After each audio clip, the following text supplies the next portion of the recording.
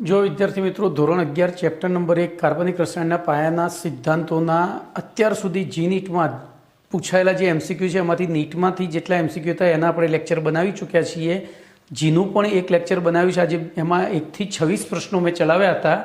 આજે 27મા પ્રશ્નથી શરૂ કરીએ તો 27મો પ્રશ્ન બોર્ડ ઉપર લખેલો છે ઓલરેડી. 6.3 ગ્રામ ઓક્ઝેલિક ડાયહાઇડ્રેટને પાણીમાં ઓગાળી 6.3 ગ્રામ ઓક્ઝેલિક એસિડ ડાયહાઇડ્રેટને પાણીમાં ઓગાળી 250 ml દ્રાવણ બનાવવામાં આવ્યું છે. આ દ્રાવણના 10 ml કદનું સંપૂર્ણ તટસ્થીકરણ કરવા માટે 0.1 નોર્મલ NaOHના દ્રાવણના કેટલા કદની જરૂર પડશે? આ પ્રશ્ન 2001માં પૂછાઈ ગયેલો છે. તો સૌથી પહેલાં તો ઓક્ઝેલિક એસિડ ડાયહાઇડ્રેટ એનું અણુસૂત્ર આવડવું જોઈએ. તો એ અણુસૂત્ર છે H2C2O4 ડાયહાઇડ્રેટ, બરોબર, ડાયહાઇડ્રેટ. તો એનું અહીંયા 2H2O લખવાના. બોલો, આનું આણ્વીય દળ શોધીએ તો હાઇડ્રોજન 2 દુ 4 ને 2 6, 4 વત્તા કેટલા કરીશું 4 કૌંસમાં સોરી આપણે આ રીતે સીધું શોધી કાઢીએ, બરોબર. બોલો, આનું 2 ગ્રામ, પછી કાર્બનનું 12 દુ 24, પછી ઓક્સિજનનું 16 ચોક 64 અને પાણીનું 18 દુ 36. સરવાળો કરો તો કેટલો થાય છે? તો જોજો, 64 ને 36 100 થઈ ગયા. 64 ને 6 70 ને 10 70 ને 30 100 અને બોલો કેટલા થયા? તો 24 ને 2 26, તો 126 ગ્રામ પર મોલ થાય. હવે આપણે અહીંયા તટસ્થીકરણ છે, તટસ્થીકરણમાં નોર્માલિટી. તેથી ઓક્ઝેલિક એસિડ ડાયહાઇડ્રેટની નોર્માલિટી બરાબર 1000 × W2 અપોન EW2 × V. ધ્યાન રાખજો. તો અહીં EW2 બરાબર MW2 બાય જો ઓક્ઝેલિક એસિડમાં 2 એસિડિક હાઇડ્રોજન છે, આ તો પાણીના હાઇડ્રોજન છે, તો ભાગ્યા 2 એટલે 126 ભાગ્યા 2 એટલે 63 થાય. તો આપણે કિંમતો મૂકીએ 1000 ગુણ્યા 6.3 ભાગ્યા 63 ગુણ્યા 250 બરાબર. તો ચલો હું અહીંથી એક મીંડું ઉડાડી દઉં એટલે આ 63 થઈ ગયા, આ ગયા. બીજું એક મીંડું ઉડાડું તો 10 ભાગ્યા 25 બરાબર 0.04 બરોબર. 10 ભાગ્યા 25 કરીએ એટલે કેટલા થાય? અરે પોઈન્ટ કરો તો 1/25 કરી એટલે 0.04 થાય. તો કેટલો થયો બોલો? અહીંયા 0.4 નોર્મલ થાય. હવે આપણે આનું કદ શોધવું છે. તો હવે N1V1 બરાબર N2V2 ઇમ્પ્લાઇઝ આપણે V2ને સૂત્રનો કરતા કરીએ તો N1V1 અપોન N2 લખાય. બોલો, N1V1 કોનું ગણવાનું? આનું. તો એ 0.4 ગુણ્યા V આપણે કેટલો લીધો છે? 10 છેદમાં આની સાંદ્રતા કેટલી છે? 0.1. તો બોલો, આ બે પોઈન્ટ ઉડી ગયા એટલે 4 ગુણ્યા 10 ભાગ્યા 1 થયું તો 40 ml થાય આન્સર. અને તેથી આપણો જવાબ થાય એ. બોલો, કમ્પ્લીટ. તો આ રીતે આ વસ્તુ પકડજો. એમાં પાણીના અણુ તમે ના ઉમેરો તો સીધું જ આ 90 ગ્રામ થઈ જશે. આ 36 કાઢ નાખો એટલે 90 ગ્રામ થઈ જાય દળ અને જવાબ ખોટો આવશે. ચલો આપણે એ પણ ગણી જોઈએ. તો 100 ગુણ્યા 6.3 ભાગ્યા 90 ગુણ્યા 250. ચલો એક મીંડું અહીંયા ઉડાડી આપણે 1000 હતું એ 100 જ કરી દીધા છે, બરોબર. બીજું અહીંયા ગયું. હવે જોજો ત્રીજું અહીંયા ગયું તો 9 × 7 = 63 7 ભાગ્યા 25 થાય. અને 7 ભાગ્યા 25 કરો એટલે 700 ભાગ્યા 25 કરવાના. જોજો હું તમને શીખવાડું. 700 ભાગ્યા 25 બરોબર ગુણ્યા 100 કરી દેવાના. હવે આપણને ખબર છે 25 દુ 50 ઉપરથી ઉતર્યા, 25 દુ 50 એટલે 20 વધ્યા, 25 × 200 તો થાય 0.28. કેટલું થાય? 0.28. હવે N1V1 પ્રમાણે શોધીએ N2 અરે V2 શોધીએ. સીધી જ હવે અહીંયા કિંમત મૂકું છું. V2 બરાબર શું થશે? તો તમારો 0.28 ગુણ્યા 10 ભાગ્યા 0.1 બરાબર 2.8 ગુણ્યા 10 છેદમાં 0.1 થયો. આપણે એક પોઈન્ટ ઓછો કર્યો એટલે, બરોબર. અથવા તો 28 ભાગ્યા 10 કરી દઈએ ને સીધા. 28 ગુણ્યા 10 ભાગ્યા 10 10 ઉડી ગયા એટલે 28 ml. તો જુઓ અહીંયા સારો પેપર સેટર બેઠો હોય ને તો આ 20ની જગ્યાએ 28 પણ લખેલા હોય. એટલે 50% વિદ્યાર્થીઓ શું કરે, આ જવાબ લખીને આવે. એ ડાયહાઇડ્રેટનું મહત્ત્વ સમજે નહીં. ડાયહાઇડ્રેટ ના લખ્યું હોય તો આ જવાબ આવે, ડાયહાઇડ્રેટ લખ્યું છે એટલે આ જવાબ આવે. બોલો કમ્પ્લીટ. ચલો ધ્યાન અહીંયા રાખજો. તો આગળનો પ્રશ્ન છે Na2H2O3ની મદદથી K2Cl2O7 વાપરીને આયોડોમેટ્રિક અનુમાપનની પ્રક્રિયામાં K2Cl2O7નો અણુભાર m હોય તો તુલ્યભાર બરાબર કેટલા? 2001માં પૂછાઈ ગયો છે. હવે હું તમને અહીંયા યાદ રાખવાનું કહીશ. જોજો આ અમુક વસ્તુઓ છે ને જે યાદ રાખવી પડે. KMnO4 હોય ને ઓક્સિડેશન કરતા તરીકે, ત્યારે એનું એસિડિક માધ્યમ, બેઝિક માધ્યમ અને ન્યુટ્રલ માધ્યમમાં, તો એસિડિક માધ્યમમાં એનો તુલ્યભાર m/5 હોય, બેઝિક અને ન્યુટ્રલ માધ્યમમાં એ m/3 હોય છે. બેઝિક અને ન્યુટ્રલ માધ્યમમાં કેટલો હોય? m/3. જ્યારે K2Cl2O7 એ ચાહે એસિડિક માધ્યમમાં હોય, બેઝિક માધ્યમમાં હોય કે ન્યુટ્રલ માધ્યમમાં હોય, એનો તુલ્યભાર m/3 જ હોય. m/3 જ હોય છે. કેમ? તો K2Cl2O7 સોરી અહીંયા m/6 થશે. આમાં m/6 થશે. એટલે એનું કારણ હું તમને કહું, અહીંયા સમજાવું. તો અહીંયા એની ઓક્સિડેશન કે આપણે પહેલાં આ સમજી લઈએ કોમન વસ્તુ. તો અહીંયા જનરલી 2Cr3+ બનતો હોય છે. બોલો અહીંયા આનો કુલ ઓક્સિડેશન આંક કેટલો થાય? તો +6 × 2. અહીંયા કેટલો થયો? +6. એટલે કે કેટલા ઇલેક્ટ્રોનની આપલે થઈ? તો 6 ઇલેક્ટ્રોનની. અને પ્રક્રિયામાં ભાગ લેતા પ્રક્રિયકનો તુલ્યભાર એટલે એનું આણ્વીય દળ ભાગ્યા એની પ્રક્રિયામાં ભાગ લેતા ઇલેક્ટ્રોનની સંખ્યા અથવા ઓક્સિડેશન આંકમાં થતો કુલ ફેરફાર. તો બોલો 12માંથી 6 થયો એટલે 6 વડે ભાગવો પડે. હવે આપણે અહીંયા વિચારવાનું છે, તો ધ્યાન રાખજો. અહીંયા પ્રક્રિયા શું થાય છે? તો આયોડોમેટ્રિક અનુમાપનમાં પહેલી I- Na2H2O3 સાથે પ્રક્રિયા કરો એટલે I2 બને. બરોબર? એમાંથી શું બને? I2 બને. આપણે બીજા કોઈથી મતલબ નથી.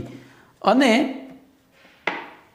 સોરી એક મિનિટ, અહીંયા Na2H2 નહીં, I- K2Cl2O7 સાથે પ્રક્રિયા કરો એટલે I2 અને 2Cr3+ બને. અને આ I2નું Na2H2O3 સાથે પ્રક્રિયા કરો એટલે પાછો I- બની જાય. એટલે અહીંયા કેટલો Kr2Cr2 હતો એ I2 જે ઉત્પન્ન થયો એના અનુમાપન દ્વારા, તો આ પ્રક્રિયા દ્વારા આનો જથ્થો નક્કી થાય ને એના જથ્થા દ્વારા આ વપરાય. તો હવે જુઓ તમે અહીંયા શું છે? +6 × 2, અહીંયા +3 × 2, તો શું થશે? 6 થયા. તો જવાબ તમારો થશે m/6. શું થશે? m/6. તો આ 11મા ધોરણના 8મા પાઠની થિયરીનો પ્રશ્ન છે. પૂછ્યો છે પહેલા પાઠમાં, પણ તુલ્યભારના સંદર્ભમાં પૂછ્યો છે એટલે આપણે પહેલા પાઠનો પ્રશ્ન થઈ જાય. આધાર લીધો છે રેડોક્સનો. ઓકે. જો એના પછી પ્રશ્ન નંબર 29, ઇલેક્ટ્રોનના 1 કિલોગ્રામ દળમાં કેટલા ઇલેક્ટ્રોન હોય છે અથવા કેટલા ઇલેક્ટ્રોનનું દળ 1 કિલોગ્રામ થાય? આવો પ્રશ્ન 2002માં જીમાં પૂછાઈ ગયો છે. તો આપણે પહેલું તો યાદ કરવું પડે, 1 ઇલેક્ટ્રોનનું દળ, બોલો યાદ આવે છે કેટલું હતું? તો 9.109 × 10⁻31 kg. યાદ છે?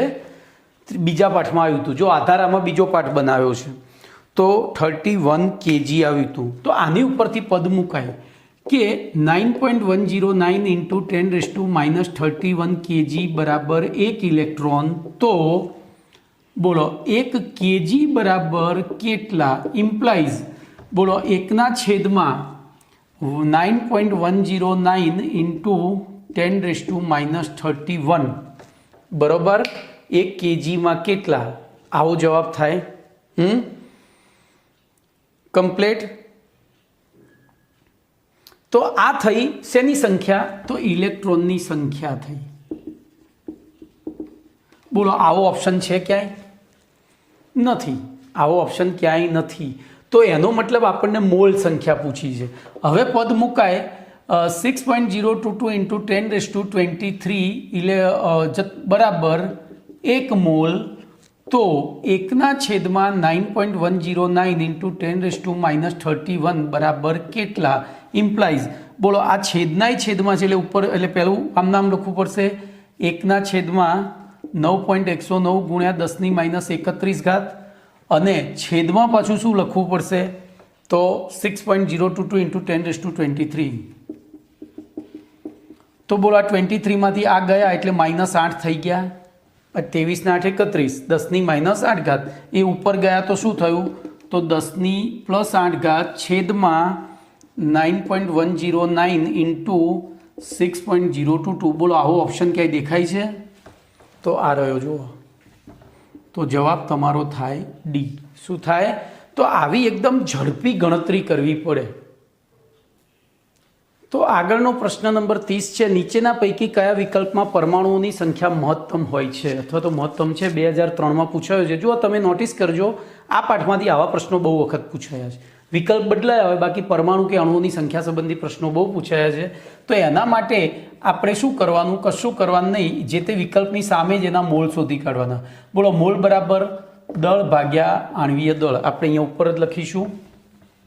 તો મોલ બરાબર દળ ભાગ્યા આણ્વીય દળ. બોલો, અહીંયા દળ 24 ગ્રામ છે, અથવા અહીંયા પરમાણુ છે એટલે પરમાણ્વીય દળ લખવાનું.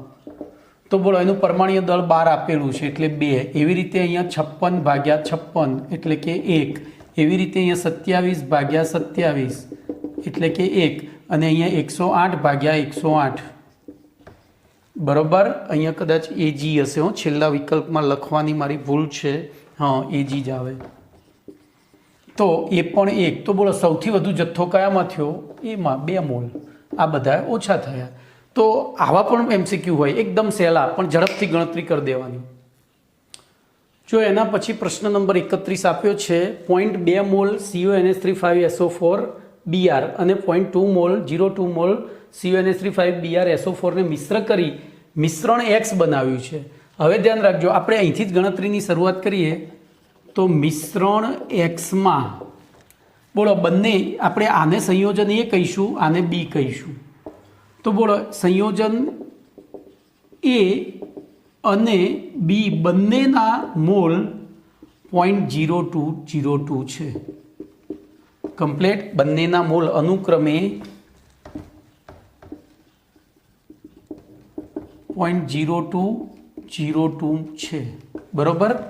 હવે સંયોજન આથી જોજો, અહીંયા થોડું ગણતરી શોર્ટ કરવાની. આપણે બધું આ જે છે ને એ વિચારવાનું, મગજમાં લખવાનું નહીં. આથી સંયોજન એક્સના મિશ્રણ એક્સના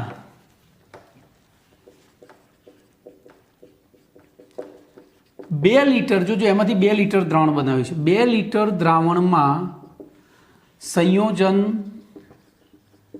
એ અને બીના મોલ અનુક્રમે બોલો કેટલા થાય? તો જેટલા હોય એટલા જ થાય ને. 2 લીટરમાં મોલ તો એના જ થશે. 0.02 અને 0.02 છે. આથી બોલો, મિશ્રણ એક્સના 1 લીટર દ્રાવણમાં એ અને બીના મોલ કેટલા થાય? તો 2 લીટરમાં 2 એટલે અડધું કરીએ તો આ 0.01 થાય. હવે જોજો, અહીંયા CuNH3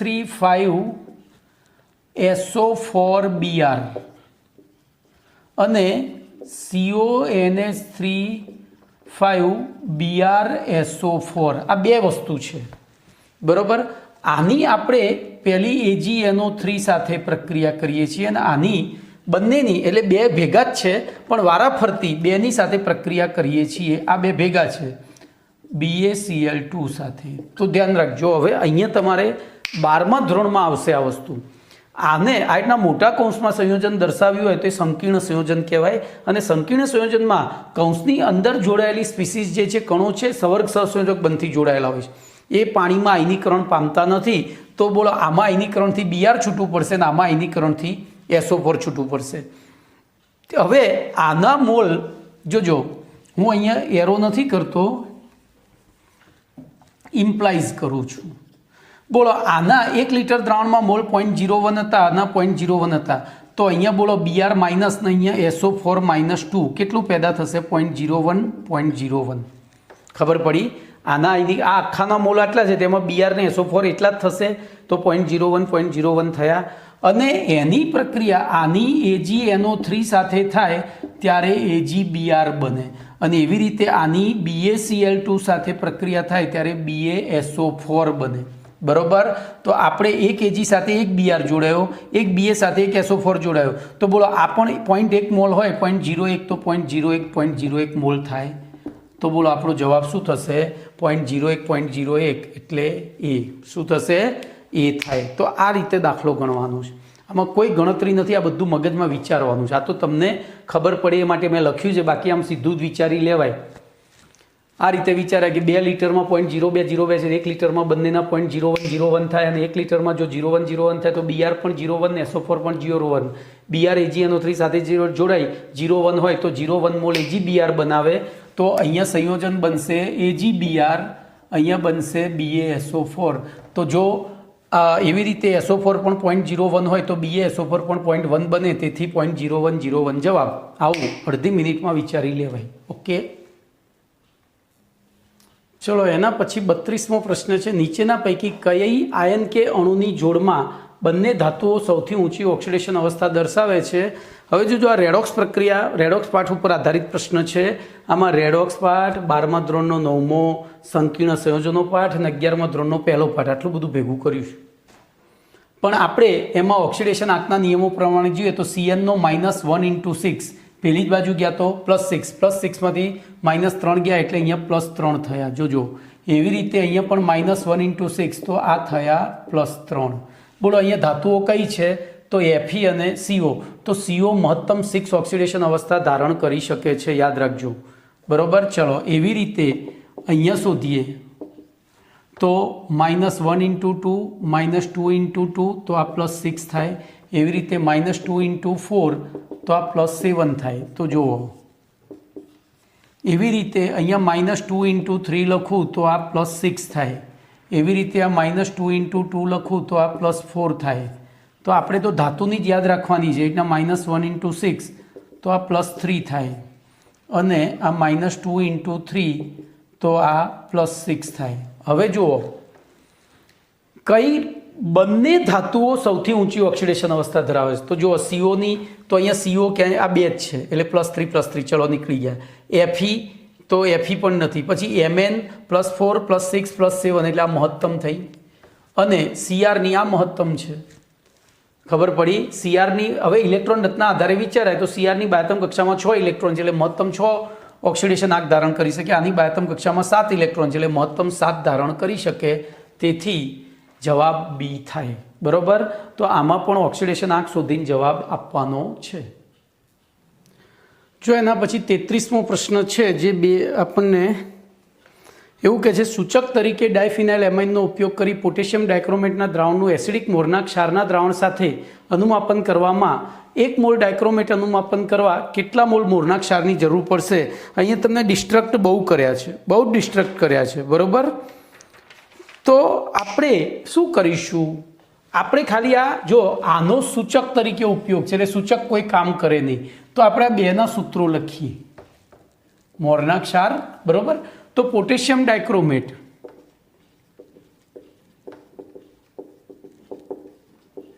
બરાબર K2Cr2O7, અને મોરનો ક્ષાર જોજો એનું રાસાયણિક નામ છે ફેરસ એમોનિયમ સલ્ફેટ. શું છે? Ferrous ammonium sulphate. એટલે કે FeSO4 NH4 twice SO4, FeSO4 NH4 twice SO4 into 6H2O છે. બરોબર. હવે ધ્યાન અહીંયા આપણે એના અનુમાપનમાં, તો આમાં કેન્દ્રીય પરમાણુ તમે મને કહો કયો? આ બંને અણુમાં તો આમાં કેન્દ્રીય પરમાણુ થાય Cr, અને એનો ઓક્સિડેશન આંક છે 6 × 2. આમાં તમે ધાતુ H-ફોક્સ પ્રમાણે જાઓ, આને ભૂલી જજો, આની જરૂર નથી. ધાતુ H-ફોક્સ પ્રમાણે જાઓ તો Fe સંક્રાંતિ ધાતુ સૌથી છેલ્લે આવે.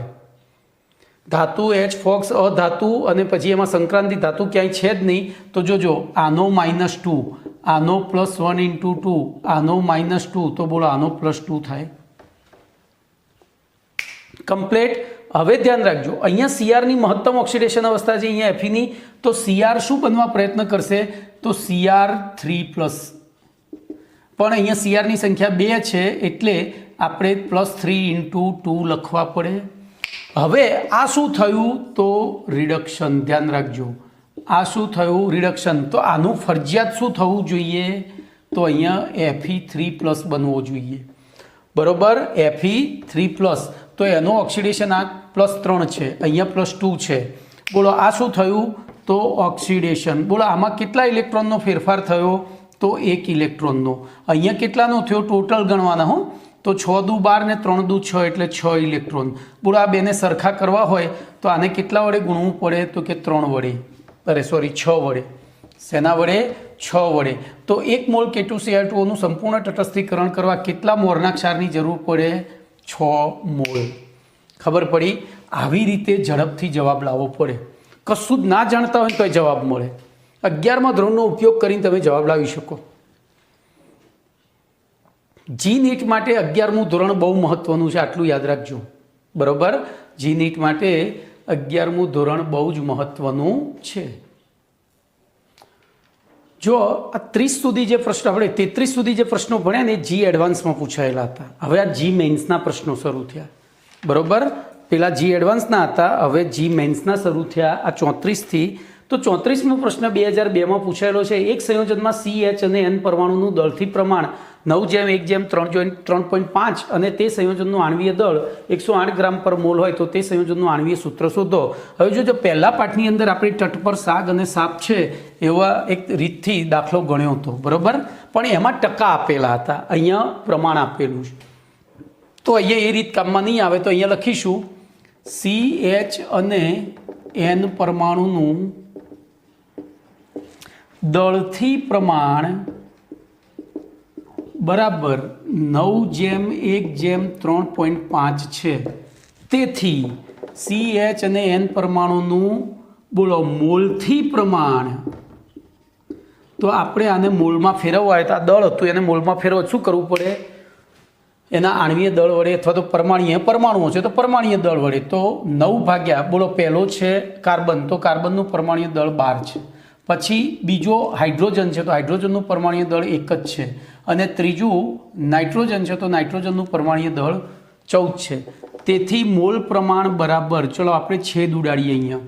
બોલો 3 તરી 9, 3 ચોક 12, અહીંયા 3.5 દુ 7 થાય એટલે આ 1/4 થઈ ગયો. તો દળથી પ્રમાણ 3/4:1:1/4 છે. એટલે હવે 4ને લસા લઈ લઈએ તો અહીંયા ચોગડો કરવાનો થાય, બીજું કંઈ રહ્યું જ નહીં. તો 3/4:1 થાય છે. કેવું? તેથી પ્રમાણ સૂચક સૂત્ર શું થાય? બોલો. તો કાર્બન 3, હાઇડ્રોજન 4 અને નાઇટ્રોજન 1. અને તેથી સૂત્રભાર બરાબર શું થાય? તો સૂત્રભાર 12 તરી 36 વત્તા 4 વત્તા 14 બરાબર, તો 36 ને 14 50 ને 4 54 ગ્રામ થયું. અને તેથી ગુણક સંખ્યા બરાબર આપણે ભણી ગયા છીએ તો આણ્વીય દળ ભાગ્યા સૂત્ર દળ, તો 108/54 બરાબર 2. તેથી આણ્વીય સૂત્ર બરાબર યાદ આવે છે N કૌંસમાં પ્રમાણ સૂચક સૂત્ર. તો અહીંયા આપણો 2 આવ્યો, 2ના કૌંસમાં C3H4N એટલે કે C6H8N2 આન્સર. બોલો આવો આન્સર છે ક્યાંય? C8H8N2 છે તો આ રહ્યો જુઓ C8H8N2. ઓકે, તો આ આપણો જવાબ થઈ ગયો. જો એના પછી 35મો પ્રશ્ન છે. તાપમાનના ફેરફાર સાથે નીચેના પૈકી શામાં ફેરફાર થાય છે? જો આ બધા જ દ્રાવણની સાંદ્રતાના દર્શાવવાની રીતો છે, આ બધાના એકમ લખી નાખીએ ચલો, એટલે આપણને જવાબ મળી જશે. તો મોલાલિટીનો એકમ છે મોલ પ્રતિ કિલોગ્રામ દ્રાવક. જોજો એની વ્યાખ્યા થઈ. પછી દ્રવ્યનો દળંશ એટલે %weight/weight એટલે કે દ્રાવ્યનું દળ ભાગ્યા 100 ગ્રામ દ્રાવણ, બરોબર. ચલો મોલારિટી તો મોલ પ્રતિ લીટર દ્રાવણ છે, એની વ્યાખ્યા ઉપરથી એકમ લખાય. અને મોલ અંશ એટલે દ્રાવ્યના મોલ છેદમાં દ્રાવણમાંના કુલ મોલ. હવે જોજો આ પ્રશ્ન ઘણા બધા પાઠ ઉપર આધારિત છે. આપણને એવું લાગે કે પહેલા પાઠ ઉપર નહીં તો પાંચમા પાઠ ઉપર પણ આધારિત છે. બોલો, દ્રવ્યની અવસ્થાને અસર કરતા પરિબળો કયા છે? તો પી, વી, એન અને ટી. આ એન એમાં અચળ, તો પી, વી અને ટી અચળ છે. એમાં બોલો આ બેમાંથી આ બંને જણા એ આની ઉપર આધારિત છે, તાપમાન ઉપર. વી ના એ યાદ આવે છે? વી ના એ, વીટીમાંથી ચા, પીટી ગા, વી ઉપર પીએ બોલ નાખ્યો તો વી ચલે છે ટી અને પી ચલે છે ટી. તો આમાંથી જે એકમમાં કદ અથવા દબાણ આવતું હોય એ બધા તાપમાન ઉપર આધારિત થાય. એટલે કે એમાં તાપમાન બદલાય તો ફેરફાર થાય. બોલો, હવે આમાં કદ ઉપર આધારિત કયું છે? તો અહીંયા મોલ. મોલ એટલે દળ ભાગ્યા આણવીય દળ એટલે દળ જ થયું. આ કિલોગ્રામ, આ ગ્રામ, આ ગ્રામ, આ દળ એટલે ગ્રામ જ થયું ને. એવી રીતે મોલ પર લીટર, જ્યારે આ મોલ ને મોલ, તો જવાબ આપણો શું થાય? સી. ભાઈ આ હું એક વાક્યમાં પણ તમને કહી શક્યો હોત, પણ આ વસ્તુ છે ને વિચારીને, આ રીતે વિચારીને જવાબ આપીએ ને તો કોઈ દિવસ ખોટો ના પડે. મેં તમને આ વસ્તુ 12મા ધોરણના બીજા પાઠમાં ફરી રિપીટ થશે, દ્રાવણોમાં. બરોબર, દ્રાવણોમાં આ વસ્તુ ફરીથી રિપીટ થાય છે. જો એના પછી પ્રશ્ન નંબર 36, એફીનું પરમાણ્વીય દળ 55.85 ગ્રામ પર મોલ છે, તો 558.5 ગ્રામ એફીમાં સમાયેલા પરમાણુઓની સંખ્યા ધ્યાન રાખજો. તો આપણે અહીંયા આટલું દળ હોય ત્યારે 1 મોલ, તો 55.85 એ 1 મોલ એટલે કે 6.022 ઇન્ટુ 10⁻23. તો 558.5 બોલો કેટલા મોલ થઈ જાય? 10 મોલ. 1 મીંડું વધ્યું એટલે, તો અહીંયા 6.02 ઇન્ટુ 10⁻24 થાય. આ આપણો જવાબ છે હાલ પૂરતો. આપણે એ જવાબ આવ્યો છે, પણ એમાં આવું કંઈ આપ્યું નથી. તો હવે આની તુલના આની સાથે કરવાની. બોલો, એના 60 ગ્રામ કાર્બન પરમાણુની સંખ્યા, તો 60 ભાગ્યા કાર્બનનો પરમાણ્વીય દળ લઈએ 12, તો 5 મોલ, અને 5 મોલ ગુણ્યા 2 એટલે 10 મોલ થઈ ગયા. તો બોલો આ પણ 10 મોલ હતી, એટલે પહેલો જવાબ સાચો છે. જોજો હવે બીજો જોઈએ, તો બીજા પ્રમાણે 6.02 ઇન્ટુ 10⁻24 હોવું જોઈએ, એની જગ્યાએ 22 છે, ખોટો છે. પછી 8 ગ્રામ એચી, તો 8 ભાગ્યા, હવે એચીનું પરમાણ્વીય દળ 4 છે, 4 છે એટલે 2 મોલ થયા. તો આ તો 10 મોલ છે, એના કરતાં અડધી એટલે કે ભાગ્યા 1 બરાબર 1 મોલ, તો એ પણ ખોટો. અને આ રીતે તમે જુઓ તો પદ જ ખોટું છે આખું. તો જવાબ આપણો શું થાય? એ થાય. ઓકે. જો એના પછી 37મો પ્રશ્ન છે, એસટીપીએ બોરોન ટ્રાયક્લોરાઇડના રિડક્શન દ્વારા 21.6 ગ્રામ બોરોન પ્રાપ્ત કરવા માટે કેટલા લીટર H2ની જરૂર પડશે? હવે જોજો, અહીંયા આ લોકો જ્યારે પેપરમાં પ્રશ્ન લખતા હોય ત્યારે H2 ના લખે, હાઇડ્રોજન લખે. બરોબર, તો ત્યાં આપણે કન્ફ્યુઝ થઈએ કે હાઇડ્રોજન એટલે H લેવો કે H2 લેવો. તો હાઇડ્રોજન વાયુ એટલે H2 જ થાય. સમજ્યા તમે? તો એ બધું સમજવું જરૂરી છે. તો આપણે આના ઉપરથી પ્રક્રિયા બનાવીએ. બોલો, BCl3 પ્લસ H2. બોલો મુક્ત શું થાય છે? તો બોરોન આપણને કહી દીધું છે. બોલો આમાંથી બોરોન એકલો છૂટો પડતો હોય તો Cl કોની જોડે જતા રહે? Hની જોડે જતા રહે. હવે આ પ્રક્રિયાને બેલેન્સ કરીએ તો બોલો Cl 3 છે એટલે અહીંયા 3 મૂકવા પડે. એ 3 મૂકો તો અહીંયા 3/2 કરવા પડે, પણ અપૂર્ણાંકમાં હોય નહીં એટલે બોલો અહીંયા બગડો મૂક્યો, અહીંયા બગડો મૂક્યો, અહીંયા 3ના 6 કરી દીધા અને અહીંયા 3 કર્યા. બરોબર. ચલો હવે તો આપણે સૈદ્ધાંતિક મોલ બોલો 2, 3, 2, 6. આપણને શું કીધું છે? તો હવે સૈદ્ધાંતિક દળ લઈ લઈએ. બોલો આનું આણ્વીય દળ કેટલું થશે? તો સાઈડમાં તમારે ગણવું પડે. બોલો કેટલું થાય? તો બોરોન 10.8 અને ક્લોરીન 3. ક્લોરીન 3 એટલે 35.5. તો 35 ને 3 વડે ગુણીએ એટલે 105 થાય. 105 અને પાછા 0.5 ને 3 વડે ગુણીએ એટલે બીજા 1.5 થાય. તો બોલો 106.5 વત્તા 10.8.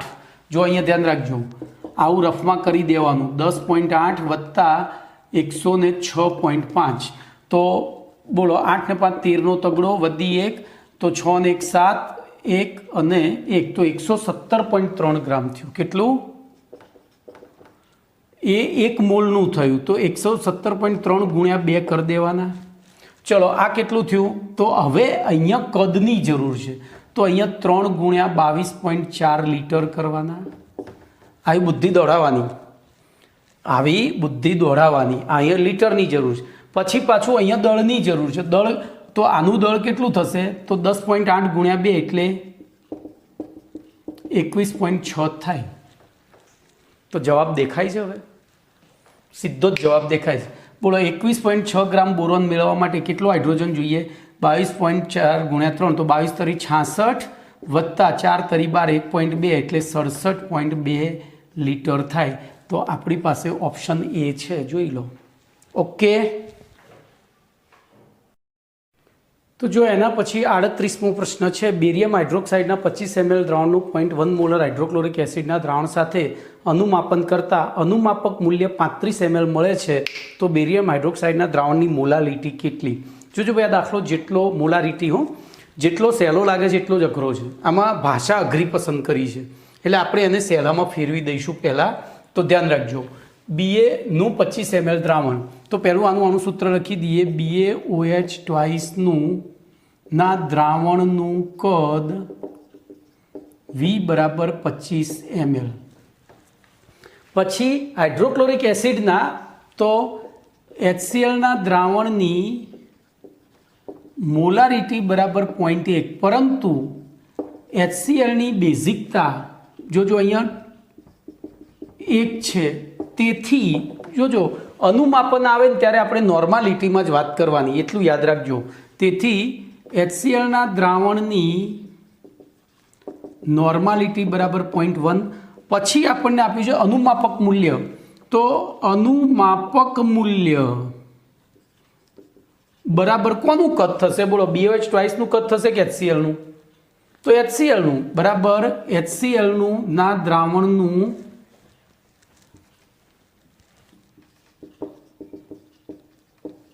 કદ બરાબર શું લખીશું? બોલો, તો 35 ml. બરોબર, તો ધ્યાન રાખજો. હવે આપણે આને સંજ્ઞાઓ આપી દઈએ. બોલો, આને સંજ્ઞા આપીશું V1. શરૂઆત એને અથવા તો V2 લઈએ. ચલો ને, એને શોધવાનું છે એટલે V2 લઈએ. આને એસિડ માટે N1 અને V1. બરોબર, તો આપણે N2 શોધવાનો છે. N2 શોધ્યા પછી આગળ વિચારીશું. તો N1 બરાબર 0.1. બોલો, આ 35 ml અને આ 25 ml. તો અહીંયા લખાય N1 V1 બરાબર N2 V2 પ્રમાણે. બોલો, N2 બરાબર N1 V1 અપોન V2. તો N1 છે 0.1 ગુણ્યા 35 ભાગ્યા બોલો 25. તો આ 5 અને આ 7. બરોબર, અને આ બેનો ગુણાકાર કરીએ તો 7 ભાગ્યા 5 ગુણ્યા 0.1. તો કેટલો થાય? તો આપણે કેલ્સી વગર વાપરવાનું છે, કેલ્સી વગર કરવાનું છે. તો હું શું કરીશ? જોજો, 7/5 ગુણ્યા 10 કરીશ. હવે આ છેદમાં 10 લઈ 5 એકાનો ઘડિયો બોલું તો 5 એકા 5. બોલો, પોઈન્ટ.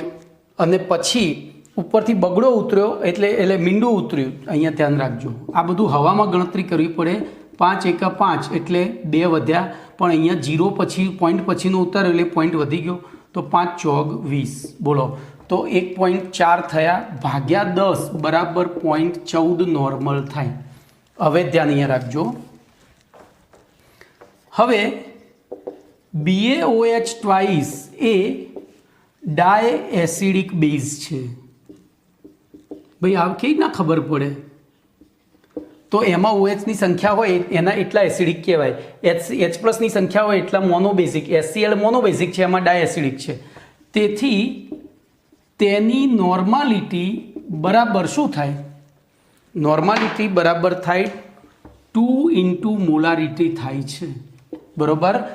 બરોબર, નોર્માલિટી એની મોલારિટી કરતાં બમણી થાય, પણ આપણને અહીંયા પૂછ્યું છે શું? મોલારિટી. તેથી BaOH ની મોલારિટી બરાબર બોલો નોર્માલિટી ભાગ્યા 2. આપણે નોર્માલિટી શોધી છે 0.14 ભાગ્યા 2 એટલે 0.07 નોર્મલ આન્સર. તો આપણો જવાબ અહીંયા ડી છે, જોઈ લો. ઓકે, તો આ થયો તમારો 38મો પ્રશ્ન. આ પ્રશ્નમાં ભલભલા થાપ ખાઈ જાય છે. ઓકે, બોલો, આપણી પાસે પ્રશ્ન છે હવે 39મો. તો યુરિયાના 100 ml દ્રાવણમાં યુરિયાના 6.02 × 10⁻20 અણુ હાજર હોય તો તે દ્રાવણની સાંદ્રતા કેટલી? હવે જો સીધું જ પદ મૂકવાનું છે, કારણ કે સાંદ્રતા મોલ પર લિટરમાં માગી છે, મોલારિટીમાં માગી છે. તો 1000 mlમાં અણુની સંખ્યા 6.02 × 10⁻20, તો બોલો અહીંયા 1000 mlમાં કેટલા? તો બોલો અહીંયા પદ મૂકીએ તો 1000 × 6.02 × 10⁻20 ભાગ્યા 100, તો 2 મીંડા ગયા તો એક વધ્યું, એટલે 6.02 × 10⁻21 થાય. પણ આપણે તો મોલારિટી શોધવી છે, તેથી મોલારિટી બરાબર, હવે જોજો, તો દ્રાવ્ય અણુઓની સંખ્યા છેદમાં દ્રાવ્ય અણુઓની સંખ્યા છેદમાં 6.022 × 10⁻23, એટલે કે મોલ સંખ્યા. તો બોલો 6.02 × 10⁻21 છેદમાં 6.02 × 10⁻23, તો આ ઉડી ગયા એટલે 10⁻2 ઘાત, એટલે કે 0.01 મોલર થાય. તો આપણો જવાબ થશે બી, કમ્પ્લીટ. તો આ રીતે બહુ ઝડપથી ગણતરી કરવાની છે. જો ફરી એકવાર તમારી સાથે ચીટિંગ કરે એવો પ્રશ્ન આવ્યો છે. 40મો પ્રશ્ન, ફોસ્ફોરસ એસિડના 0.1 મોલર 2 ml જલીય દ્રાવણનું સંપૂર્ણ તટસ્થીકરણ. તટસ્થીકરણ કે અનુમાપન શબ્દ આવે એટલે આપણને યાદ રહેવું જોઈએ કે આ સાંદ્રતા કયા એકમમાં હોવી જોઈએ? નોર્માલિટી એકમમાં. તો આપણે પહેલાં તો એને નોર્માલિટીમાં ફેરવવી પડે. તો ધ્યાન રાખજો, હું અહીંયા લખું છું ફોસ્ફોરસ એસિડ. બોલો એનું આણ્વીય સૂત્ર યાદ હોવું જોઈએ, H3PO3 બરાબર ની મોલારિટી. હવે અહીંયા ધ્યાન રાખજો, એ ડાયબેઝિક એસિડ છે. કેવો એસિડ છે? ડાયબેઝિક. કેવી રીતે ખબર પડે? તો ભાઈ એનું લુઈસ બંધારણ દોરવાનું. બોલો પીની બાયતમ કક્ષામાં 5 ઇલેક્ટ્રોન, 5 ઇલેક્ટ્રોન સાથે 3 O, તો O વધુ વિદ્યુત ઋણ, એટલે પહેલાં તો શું કરી, અહીંયા ભાગીદારી કરી જ દીધી, એને મળતા હતા એટલે. પછી બીજા 2 એક-એકની ભાગીદારી કરી અને પછી એની સાથે બાકીના હાઇડ્રોજન જોડાયા.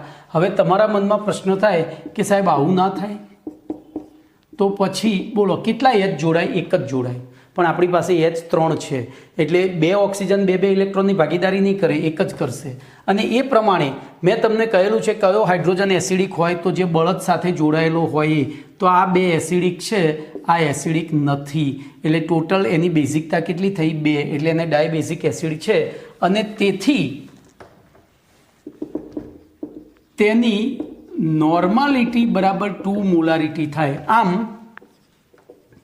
બોલો ફોસ્ફોરસ એસિડ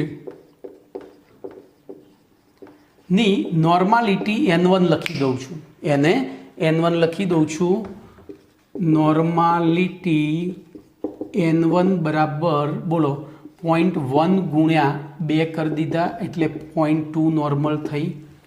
અને ફોસ્ફોરસ એસિડના દ્રાવણનું કદ બોલો V1 લઈ લઈએ તો એ આપણને કીધું છે 20 ml. ચલો એના પછી વાત કરીશું KOH. તો KOH એ મોનો એસિડિક બેઝ છે. કેમ? તો એમાં એક જ OH છે અને તેથી તેના માટે નોર્માલિટી બરાબર મોલારિટી થાય. તેથી KOHની નોર્માલિટી બોલો N2 બરાબર આપણે 0.1 જ લઈ લેવાની. અને તેથી N1 V1 બરાબર N2 V2 ઇમ્પ્લાઇઝ બોલો N2 છે તો V2 શોધવો છે, તો N1 V1 અપોન N2. બોલો N1 કેટલો છે? 0.2, V1 20 અને N2 છે 0.1, એટલે આ સીધું 2 ગુણ્યા 20 થઈ ગયું બરાબર 40 ml. તો ઓપ્શનમાં પહેલો જ ઓપ્શન છે, જોઈ લો. ઓકે, તો આ રીતે તમે છે ને બહુ ઉતાવળ કરવા જશો ને તો તમારા માર્ક્સ બહુ જશે. એના કરતાં કુલ માઇન્ડેડ આપણે જે પ્રશ્ન લખીએ ને 100% સાચો હોવો જોઈએ એ રીતે લખતા જાઓ. ભલે પાછળ 5 પ્રશ્નો રહી જાય, એનો બહુ મોટો ઇસ્યુ નહીં થાય. પણ જો પહેલેથી તમે ઝડપ કરવા જશો તો 4 પ્રશ્નો સાચા, 3 પ્રશ્નો સાચા પડ્યા પછી 2 ખોટા પડે એટલે તમે હતા ત્યાં આવીને ઊભા રહો. સમજ્યા કે નહીં? તો એવું આપણે કરવાનું નથી. હા, છેલ્લે પછી એવું લાગશે કે ભાઈ હવે 5 જ પ્રશ્નો બાકી રહ્યા છે, બાકીના બધા મારા સાચા છે, તો એ 5 પછી ઉતાવળમાં તમે ત્યાં ટપકા કરી દેજો. કેમ? તો એ 5માંથી જો 2 પણ સાચા પડ્યા તો 4 દુ 8 માર્ક્સ આવે, અને 3 ખોટા પડ્યા એટલે 3 જ કપાયા, તો એ 5 માર્ક મળશે. ખબર પડી? તો આવું લોજિકથી હંમેશા કોઈ પણ કામ કરીએ ને મેનેજમેન્ટપૂર્વક કરાય. ઓકે, જો હવે 41મો પ્રશ્ન જે 2004માં પૂછાયો છે, ભાઈ બહુ મસ્ત પ્રશ્ન છે, મને તો બહુ જ ગમ્યો છે આ પ્રશ્ન. ખરેખર કહેવાય ને કે સાચો ડૉક્ટર કે સાચો એન્જિનિયર આ પ્રશ્ન સોલ્વ કરે ને તો જ બને, હું એવું માનું છું. એટલે હું અહીંયા લખીશ IMP, આને બરાબર સમજજો. બરાબર, નાઇટ્રોજનના પરિમાપન માટે 0.30 ગ્રામ કાર્બનિક સંયોજનની પ્રક્રિયા દ્વારા ઉત્પન્ન થતા એમોનિયાને, બરાબર, એમોનિયાને 0.1 મોલર H2SO4ના 100 ml દ્રાવણમાંથી પસાર કરવામાં આવે ત્યારે વધારાનો જે પડ્યો રહેલો સલ્ફ્યુરિક એસિડ છે એનું સંપૂર્ણ તટસ્થીકરણ કરવા માટે 0.5 મોલર NaOHના 20 ml દ્રાવણની જરૂર પડે છે. તો તે કાર્બનિક સંયોજન કયું? આ પ્રશ્નમાં નીચેથી ઉપર જશો, ઊંધા જશો તો જવાબ આવશે. તો બોલો, અહીંયા આપણે સૌથી પહેલાં જો અહીંયા તમને નામ લખીને આપ્યા છે, નામ લખીને આપ્યા છે, એના આણ્વીય સૂત્રો તમે નક્કી કરી નહીં શકો. તો આણ્વીય સૂત્ર તો આ છે ને G-NEET પ્રશ્ન છે, એટલે આખું 12મા પછીનો પ્રશ્ન છે, પણ હું તમારી સરળતા ખાતર એમના અહીંયા અણુસૂત્રો લખી દઉં છું. NH2CONH2, પછી બેન્ઝેનેમાઇડ એટલે C6H5CONH2, પછી એસિટેમાઇડ એટલે CS3CONH2, અને થાયોયુરિયા એટલે NH2 CSNH2. CO હોય તો યુરિયા, CS હોય તો થાયોયુરિયા. બરાબર, હવે આપણે ઊંધેથી ગણતરી શરૂ કરીએ તો ધ્યાન રાખજો, સલ્ફ્યુરિક એસિડ મોલારિટીમાં આઈ મોલારિટીમાં છે, તો બંનેને નોર્માલિટીમાં ફેરવવા પડે. તો અહીંયા હું પહેલી ગણતરી કરીશ વધારાના, બરાબર, એટલે કે પડ્યા રહેતા H2SO4ની નોર્માલિટી બરાબર N1V1/V2 કરી નાખું. જો અહીંયા હવે બધું કરવા જઈશું ને તો બહુ લાંબુ થશે. બોલો, કોની બેની સાંદ્રતા આપી છે? તો સંપૂર્ણ તટસ્થીકરણ કરવા 0.5 મોલર NaOHના 20 ml, તો 0.5 મોલર. હવે જોજો, NaOH મોનો એસિડિક બેઝ છે એટલે એની નોર્માલિટી મોલારિટી જેટલી જ થાય, 0.5 × 20. અને કોનું કદ આપ્યું છે? તો વધારાના સલ્ફ્યુરિક એસિડનું સંપૂર્ણ તટસ્થીકરણ કરવા માટે હવે આપણે દ્રાવણ લીધું હતું 100 ml. દ્રાવણ કેટલું લીધું હતું? 100 ml. તો એ 100 જ લખવું પડે, કારણ કે એમાં જે સલ્ફ્યુરિક એસિડ પડ્યો રહ્યો છે એ ગણવા માટે. તો બોલો, આ ગુણાકાર કરીએ તો જવાબ કેટલો આવે છે? તો 0.1 નોર્મલ આવે છે. જોજો, હવે પદ મૂકવું પડે, એટલે કે વધારાના કે પડ્યા રહેલા H2SO4ની મોલારિટી બરાબર શું થશે? હવે જોજો, H2SO4 પાછો ડાયબેઝિક એસિડ છે, એટલે એની નોર્માલિટી એની મોલારિટી કરતાં બમણી થાય, તો મોલારિટી નોર્માલિટી કરતાં અડધી થાય, 0.1/2 એટલે કે 0.05 મોલર થાય. એટલે કે આપણે જે સલ્ફ્યુરિક એસિડ લીધો તો 0.1 મોલર 100 ml દ્રાવણમાં, એમાંથી કેટલો પડ્યો રહ્યો છે? બોલો, કેટલો પડ્યો રહ્યો? હવે આપણે આગળ જઈશું તો 100 ml 0.1 મોલર HC, તો અહીંયા લખીએ આમાં કેટલા હતા? તો 100 ml 0.1 મોલર H2SO4ના દ્રાવણમાં H2SO4ના મોલ બરાબર, જોજો અહીંયા પદ હું સીધું, બહુ જગ્યા નથી એટલે આ રીતના લખી શકાય. 1000 0.1 તો 100 કેટલા? તો 100 × 0.1/1000. બોલો, કેટલા થયા? કેટલા થયા? તો 2 મીંડા ઉડી ગયા, ત્રીજું મીંડું ઉપર ગયું એટલે 0.01 મોલર થયા. 1 મિનિટ, મારી ભૂલ નથી ને? 1000 0.1, તો બરાબર છે, કોઈ ભૂલ નથી. બોલો, 100 mlમાં આટલા હતા, બરાબર, 100 mlમાં એટલા હતા. હવે તો પડ્યા રહેલા મોલ કેટલા આવે? તો પડ્યા રહેલા મોલ, તો આ તો આપણે આટલા, જોજો, આ શોધી પડ્યા રહેલા H2SO4ની મોલારિટી શોધી, મોલ નથી શોધ્યા, સોરી, અહીંયા મેં મોલર ખોટું લખ્યું, અહીંયા મોલ આવે. આટલા હતા દ્રાવણમાં, તેથી હવે લખીએ 100 ml 0.1 મોલર H2SO4 ના દ્રાવણમાં પડ્યા રહેલા H2SO4 ના મોલ બોલો કેટલા થાય? કેટલા હતા? તો આ તો મોલર છે, તો એમાં આ રીતે પદ મૂકવું પડે. 100 ગુણ્યા 0.05 છેદમાં 1000 બરાબર બોલો કેટલા પડ્યા રહ્યા કહેવાય? 0.005 આટલા મોલ પડ્યા રહ્યા. તો એનો મતલબ તેથી બોલો કાર્બનિક સંયોજન સાથે અથવા તો એમોનિયા સાથે સંયોજાતા H2SO4 ના મોલ બરાબર બોલો તો હતા આટલા 0.01 માઇનસ 0.005 બરાબર 0.005 મોલ વપરાયા. તો હવે આપણે પ્રક્રિયા લખીએ. NH3 plus H2SO4 gives NH4 twice SO4 plus બોલો શું થશે? તો અહીંયા આ બે વડે ગુણાશે, ખાલી આટલું જ થશે, બીજું કંઈ નહીં બને. એમોનિયમ સલ્ફેટ બની જાય તો 2H અહીંયા આવે. તો આના 2 મોલ એટલે 2 ગુણ્યા 17 ગ્રામ, ત્યારે આના 98 ગ્રામ એટલે કે 1 મોલ. જો આપણે સૈદ્ધાંતિક મોલ જ લઈએ અહીંયા, બોલો સૈદ્ધાંતિક મોલ જ લઈએ તો આના 2 મોલ હોય ત્યારે આના 1 મોલ બરોબર. તો આના કેટલા વપરાયા હતા? તો આના 1 મોલ હોય ત્યારે આ 2 મોલ છે, તો આ 0.005 મોલ વપરાય ત્યારે આ કેટલું હોવું જોઈએ બોલો? તો 0.005 ગુણ્યા 2 ભાગ્યા 1 જ ખાલી, એટલે કે પોઈન્ટ પાછા 0.1 મોલ થઈ ગયા. એટલે કે ઉત્પન્ન થતા એમોનિયાના મોલ કેટલા થયા? 0.01 બરોબર. ધ્યાન રાખજો, દાખલો થોડો લાંબો છે.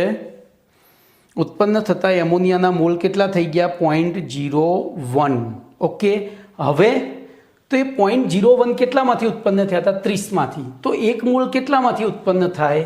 તો ધ્યાન રાખજો, 0.01 મોલ એમોનિયાએ કાર્બનિક સંયોજનનું દળ બરાબર 0.30. તો 1 મોલે કેટલું? તો 1 મોલ એમોનિયા ઉત્પન્ન થાય એટલે 1 ગુણ્યા 0.30 ભાગ્યા 0.01 એટલે કેટલું થયું બોલો? 30 ગ્રામ થયું. એનો મતલબ કે 30 ગ્રામ સંયોજનમાં 1 મોલ અણુ રહેલો છે. હવે તમારે શું કરવું પડે? બધાના દળ શોધવા પડે. બોલો આમાં એમોનિયાના કેટલા અણુ થાય? આની પાણી સાથે પ્રક્રિયા છે એટલે 2 અણુ થાય. બોલો આનું અણુવીય દળ 60 ગ્રામ છે. 60 ગ્રામમાં 2 ગ્રામ 2 અણુ, તો 30માં 1 થઈ જાય. 1 મોલ એમોનિયા ક્યારે ઉત્પન્ન થાય? 30. ભાઈ આગળની ગણતરી હું તમને આ તો સમજે. એવી રીતે આનું અણુવીય દળ તો 78 વત્તા 16 ને 12 28 વત્તા નાઇટ્રોજન 14 બરોબર. તો 14 ને 2 16. તો આ સરવાળો કરીએ તો એ વખતે કેટલો થયો? 28 ને 78. તો પેલું તો 98, અરે 106 106 ને 112 ને 122 થાય.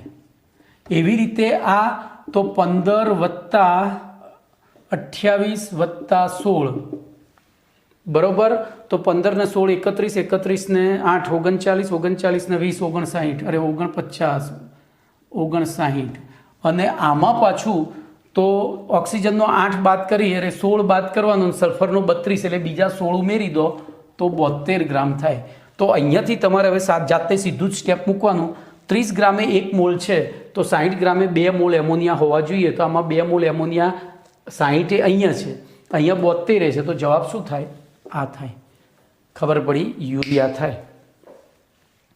પડી તો થોડો કોમ્પ્લિકેટેડ દાખલો છે પણ મજાનો છે બરાબર.